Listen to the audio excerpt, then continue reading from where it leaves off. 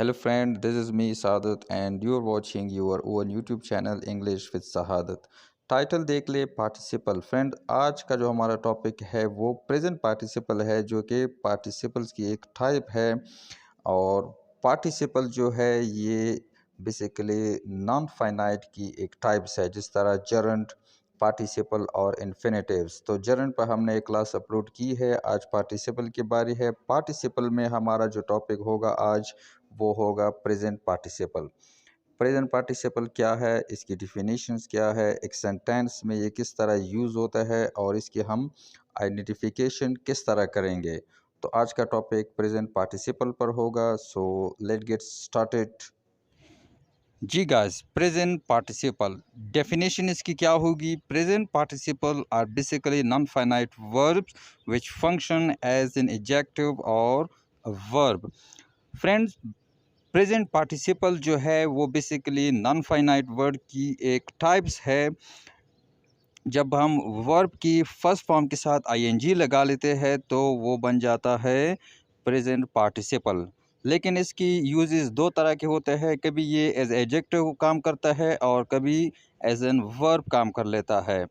तो verb plus ING form of base verb can be present participle on the basis of its uses। मतलब इसका क्या है कि प्रेजेंट पार्टिसिपल यानी वर्ब की फर्स्ट फॉर्म के साथ जब वर्ब आईएनजी हम लगा ले, वो एक सेंटेंस में अगर एज एन एडजेक्टिव काम करे तो उसे प्रेजेंट पार्टिसिपल एडजेक्टिव कहेंगे। अगर वो एक वर्ब की तरह उसका काम हो तो उसे हम प्रेजेंट पार्टिसिपल वर्ब कहेंगे। फ्रेंड्स, आगे इसकी एग्जाम्पल के थ्रू मैं आपको समझाऊंगा। एक एक्सरसाइज के तौर पर कुछ सेंटेंसेस में दूंगा, उसमें फिर रिकग्निशन हम करेंगे कि वेदर ये एडजेक्टिव है, प्रेजेंट पार्टिसिपल एडजेक्टिव है या प्रेजेंट पार्टिसिपल वर्ब है। उनकी फंक्शंस हम देखेंगे, फिर हमें पता चलेगा कि ये किस सेंस में इस्तेमाल हुआ है। तो शॉर्ट सा एक एक्सरसाइज देखते हैं, उसकी एनालिसिस हम करेंगे, फिर आपको आसानी से समझ आ जाएगा।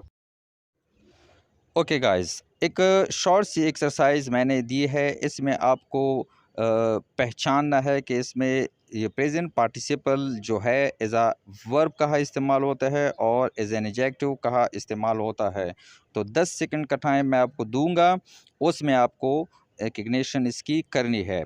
तो आपका टाइम स्टार्ट होता है 10, 9, 8, 7, 6, 5, 4, 3, 2, 1। Okay, your time is up.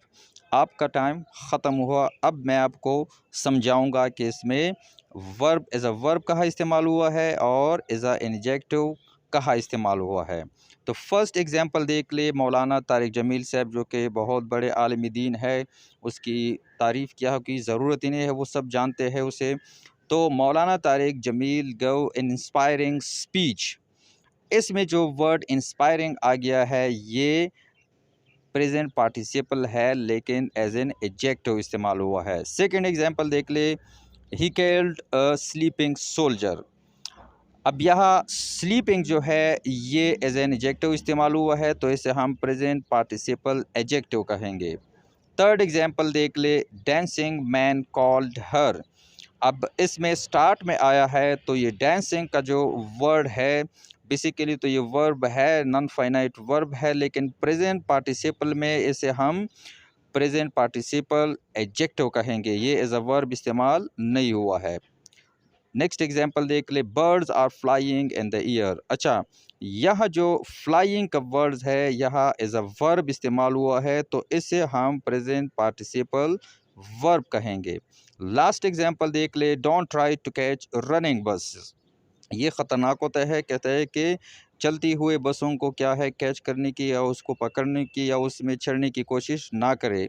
तो यह डोंट ट्राई टू कैच, यह रनिंग जो है ये प्रेजेंट पार्टिसिपल एडजेक्टिव इस्तेमाल हुआ है। एक और चीज़ भी इसमें सीख ले, इस पर मैंने अलग वीडियो बनाई है, लेकिन आपकी नॉलेज में इजाफा होगा। टू कैच ये जो है, टू कैच यहाँ इन्फिनेटिव इस्तेमाल हुआ है, इस पर भी मैंने एक क्लास बनाई है, वो भी आप देख सकते हैं।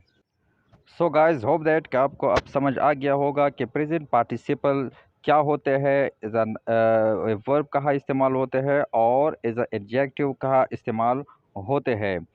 फ्रेंड्स, अगर आपको लगे कि ये इंफॉर्मेटिव थी, लोगों के साथ शेयर होनी चाहिए, तो प्लीज़ शेयर कर देना, सब्सक्रिप्शन भी दे देना, कमेंट बॉक्स में ज़रूर बता देना कि आपको इस वीडियो से कितनी नॉलेज आ गई, कित